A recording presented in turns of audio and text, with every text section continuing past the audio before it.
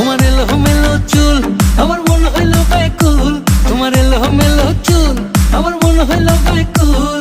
যদি তোমার সম্মতি পাইতাম আমি তোমার বাড়ি ঘটক পাঠাইতাম, আমি তোমারে বউ বানাইতাম।